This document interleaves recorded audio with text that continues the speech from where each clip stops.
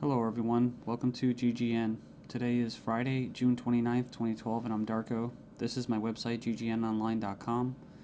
There's a poll up there, you can check on it and vote how long until a drone kills the first American on American soil. So far, the majority are saying within the next year, followed by the next 2 years. You can follow GGN with your email address, also on YouTube, ddarko2012 and ddarko2013.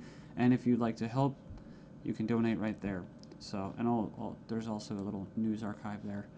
So, I'm ready to go here, and we're going to cover the economy. And the biggest news, of course, is Obamacare approved. It was kind of shelved for a while there, and now it's back from the dead. So, and a little bit of eugenics, because you have financial warfare, and then you have social warfare, you have eugenics, and it kind of all just is immersed, right, in the same global agenda. So it says here, Obamacare approved, IRS to force Americans to buy health insurance. It says it's a victory for Obama and a travesty for the middle class. The Supreme Court upheld Obama's health care mandate, empowers the IRS to begin to regulate America's health care by 2014. Expect IRS thugs armed with shotguns knocking at your door to fine you almost $700 a person or $2,000 per household for failure to purchase health insurance. If you fail to pay the outrageous fine, expect to be sued by the IRS. It says here that revised healthcare laws remove the penalty of almost $250,000 in imprisonment up to 5 years. It says here this ruling allows the federal government to force citizens to enter a contract with private corporations to buy health insurance. This is happening just days before the 4th of July, when Americans won its independence from British tyranny, and now we face the same tyranny today. It says here by 2014, all Americans will have to submit or face being fined and sued by the Internal Revenue Service. The American people are already struggling financially with record unemployment, inflation, and trillions of dollars in national debt. By the time health insurance becomes mandatory, the middle class will be financially bankrupt. This is the reason why the military and police are preparing for martial law in the U.S. streets, says because people will revolt against the system that has basically turned people into financial slaves. So it says here that they're conditioning Americans with checkpoints and speed traps, army drones to spy on us.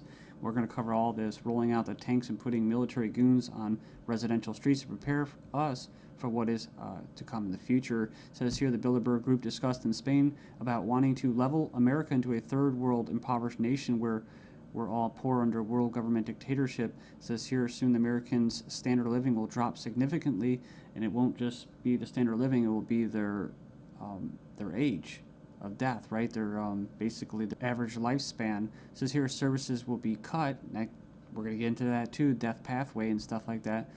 Taxes will be increased until we become so poor that we are unable to fight, and resistance will be futile. As Americans issue split decision on healthcare ruling, nearly 2/3 believe politics played too great a role. So it says Americans are sharply divided over Thursday's Supreme Court decision on the 2010 healthcare law, with 46% agreeing and 46% disagreeing with the High Court's ruling that the law is constitutional.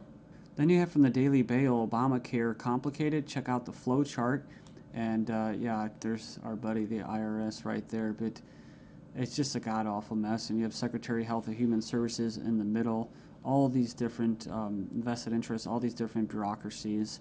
And the biggest invested interest that helped write the bill was the insurance companies. And they're the ones that are going to basically, how could you say, not profit. Well, they will profit, but they're going to get the best advantage from this, right?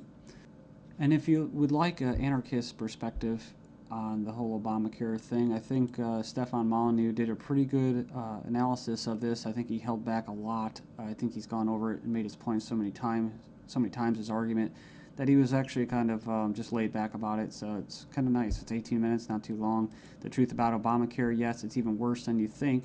And right here in the description, he puts in there the 6 facts that he presents in his argument. So fact 1, there is no law in the U.S. anymore.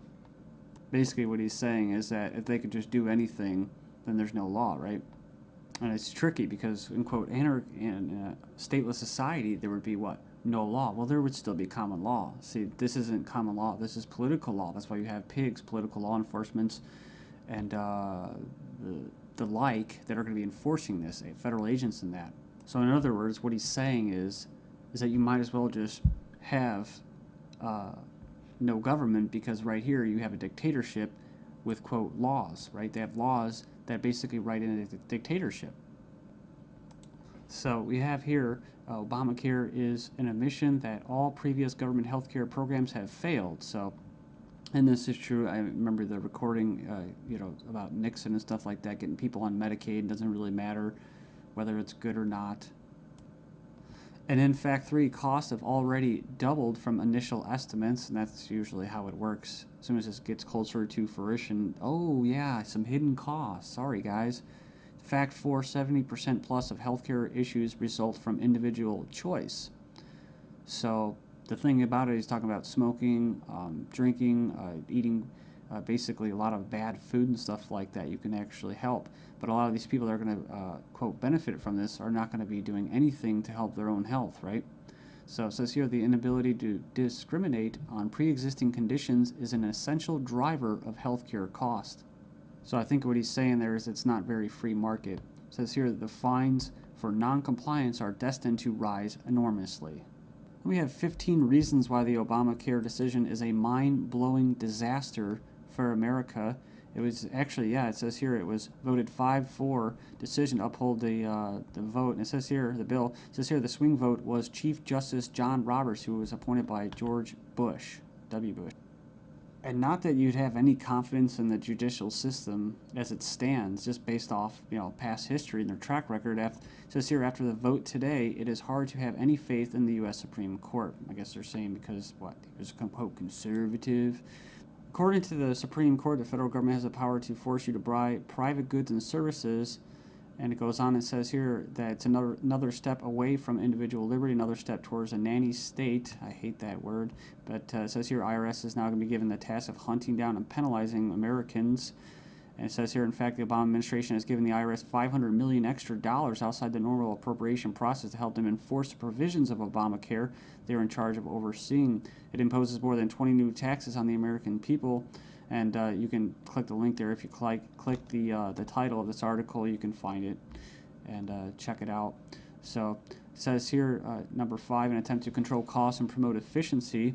Obamacare limits the treatment options that doctors and patients can consider.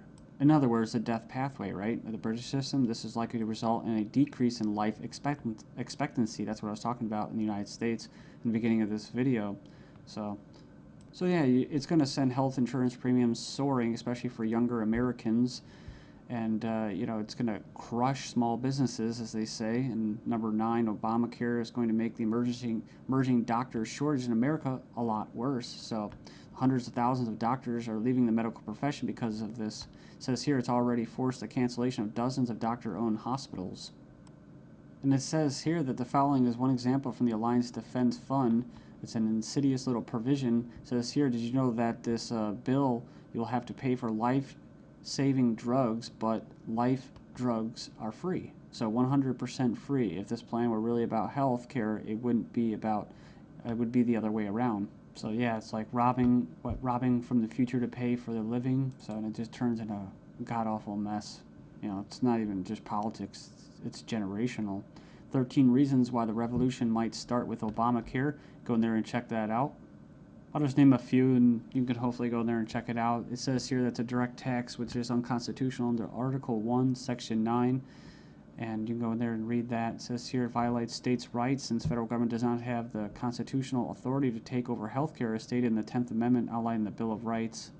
This mandate is involuntary servitude or slavery to big banks and insurance industries, neither slavery nor involuntary servitude except as punishment for a crime whereof the party shall